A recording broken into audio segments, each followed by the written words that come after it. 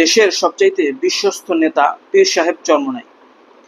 যুবকদের মধ্যে পীর সাহেব চরমনাইয়ের জনপ্রিয়তা ক্রমশ বেড়েই যাচ্ছে।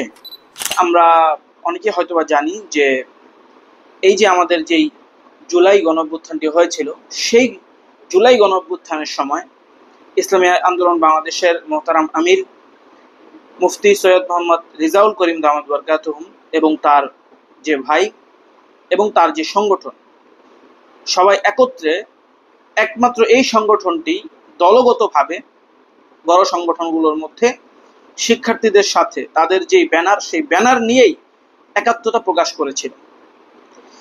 চরমনাই পীর সাহেব এবং তার দল ইসলামী আন্দোলন বাংলাদেশের এই ভূমিকাটি বাংলাদেশে তৎকালীন এবং এখনো অত্যন্ত প্রশংসিত হয়েছে এবং প্রশংসিত হয়েই যাচ্ছে। জুলাই গণঅভ্যুত্থানে চরমনাই পীর সাহেবের ভূমিকা অনস্বীকার্য এবং অকৃত্রিম ভূমিকা। অনেকেই কৃত্রিমতা বজায় রেখে এই আন্দোলনে ভূমিকা রেখেছে এবং অনেকে অনেক রকম কৌশল অবলম্বন করেছে। অনেকে অনেক রকম কথাও বলছে যে আমরা যদি তখন আমাদের ব্যানারে এই আন্দোলনের সাথে একাত্মতা প্রকাশ করতাম, তাহলে শেখ হাসিনার এই আন্দোলন দমন করতে 2-4 মিনিটও সময় লাগতো না। এগুলো সব যুক্তি সেই জায়গাগুলো থেকে যারা এগুলো বলছে তাদের দৃষ্টিকোণ থেকে যদি আমরা চিন্তা করি, তাহলে নিঃসন্দেহে তাদের কথাগুলো যুক্তিসঙ্গত। কিন্তু তথাপিও পীর সাহেব চরমনাই এবং তার দল ইসলামী আন্দোলন বাংলাদেশ জুলাই গণঅভ্যুত্থানের সময়, বিশেষ করে একেবারে শেষের দিকে, যেই একেবারে সাহসিক এবং অকৃত্রিম ভূমিকা রেখেছে, এটা নিঃসন্দেহে বাংলাদেশের ইতিহাসে স্বর্ণাক্ষর হয়ে লেখা থাকবে এবং তার এই ভূমিকার জন্য তারা সারা জীবন প্রশংসিত হতেই থাকবেন। এখন এই যে পীর সাহেব চরমনাই, তিনি তো একজন আপাতমস্তক একজন আলেম, তিনি একজন পীর সাহেব, তিনি একেবারেই বলা যেতে পারে ডানপন্থী একজন ব্যক্তি। তার সাথে আমরা যারা ইসলামী ধ্যান ধারণা রাখি এবং ইসলাম নিয়েই থাকি, আমরা যারা তরুণ আলেমে দিন রয়েছি, আমরা হয়তো বা তাকে পছন্দ আমাদের যার যার জায়গা থেকে করি দিনের খাতিরে, আমরা তাকে ভালোবাসি, মহব্বত করি দিনের খাতিরে।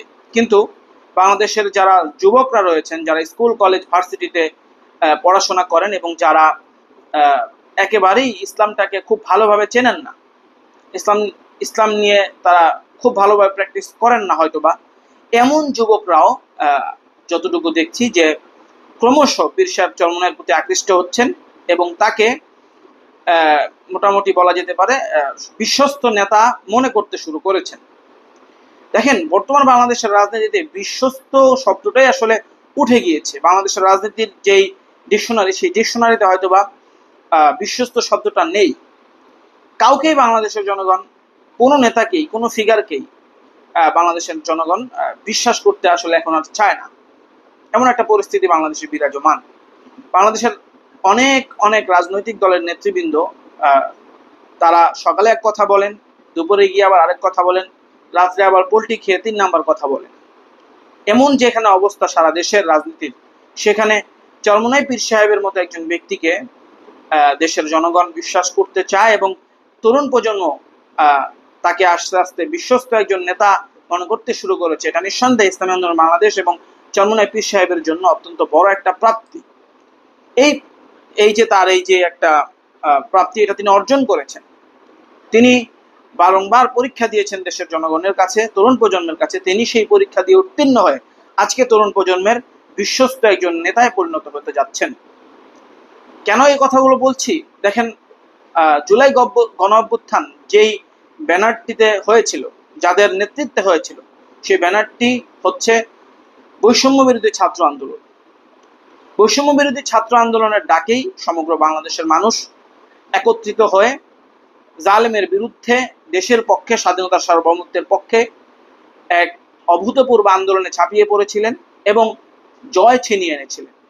সেই বৈষম্য বিরোধী ছাত্র আন্দোলনের যে ভেরিফাইড ফেসবুক পেজ রয়েছে, সেই ফেসবুক পেজে গতকালকে একটা পোস্ট করা হয় যে পীর সাহেব চরমনাই, আমাদের অনেকের মনে থাকার কথা যে তিনি যখন ওই আবু সাইদকে হত্যা করা হলো, এরপরে দেশটা যখন ক্রমশ উত্তপ্ততার দিকে যাচ্ছিল, ওই যে ইন্টারনেট বন্ধ করে দিল শেখ হাসিনা সরকার, ঠিক তার আগ মুহূর্তে তিনি বাইতুল মোকাররমে এই আন্দোলনকে সমর্থন জানিয়ে একটা প্রোগ্রাম করেছিলেন এবং এই যে আন্দোলনরত শিক্ষার্থীদের উপর যে গুলি করা হচ্ছে বিভিন্ন জায়গায়, এটার প্রতিবাদ জানিয়ে তিনি তার দলীয় ব্যানারে একটা কর্মসূচি পালন করেছিলেন।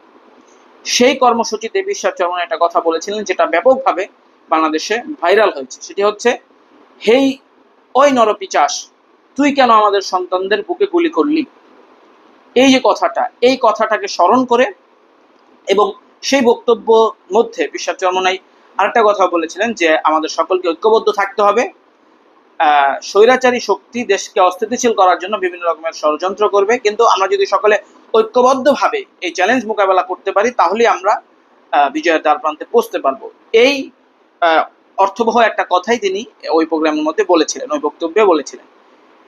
সেই কথা এবং এর পূর্বে যেটা বললাম, ওই নরপিচাস তুই কেন আমার সন্তানদের বুকে গুলি করলি, এই দুইটা কথা একসাথে লেখে পীর সাহেব চরমনাইয়ের প্রতি শ্রদ্ধা এবং কৃতজ্ঞতা জানিয়ে বৈষম্যবিরোধী ছাত্র আন্দোলন ভেরিফাইড ফেসবুক পেজ থেকে একটা পোস্ট করা হয়।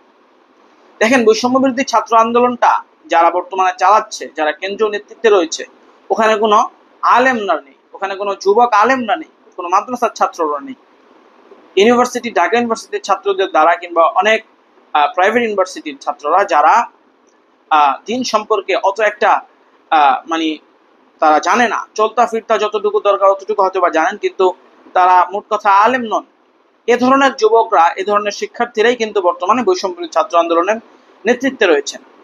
কাজে তাদের পক্ষ থেকে যখন পীর সাহেব চরমনাইয়ের প্রতি শ্রদ্ধা এবং কৃতজ্ঞতা জ্ঞাপন করে এ ধরনের পোস্ট করা হয়, তখন এটা বুঝতে আর খুব একটা বাকি থাকে না যে ওই ধরনের তরুণ যারা রয়েছেন তাদের কাছেও পীর সাহেব চরমনাইয়ের যেই বিশ্বস্ততা এবং তিনি যে ক্রমশ জনপ্রিয় হয়ে উঠছেন, এই বিষয়টা আসলে স্পষ্ট হয়।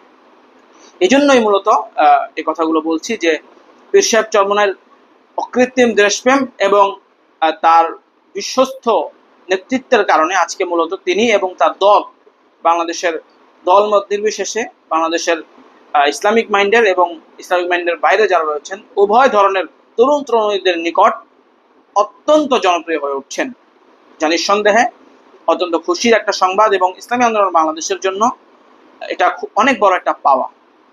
যাই হোক, আল্লাহ পাকের কাছে প্রার্থনা থাকবে যে আল্লাহ তাআলা যেন এই দলটাকে সবসময় সঠিক পদক্ষেপ গ্রহণ করার তৌফিক দান করেন এবং দেশের পক্ষে তাদের এবং আমাদের সকলের পদক্ষেপ সবসময় গ্রহণ করে নিজে এবং সকলকে উপকৃত হওয়ার তৌফিক দান করেন। আমিন ইয়া রাব্বাল আলামিন।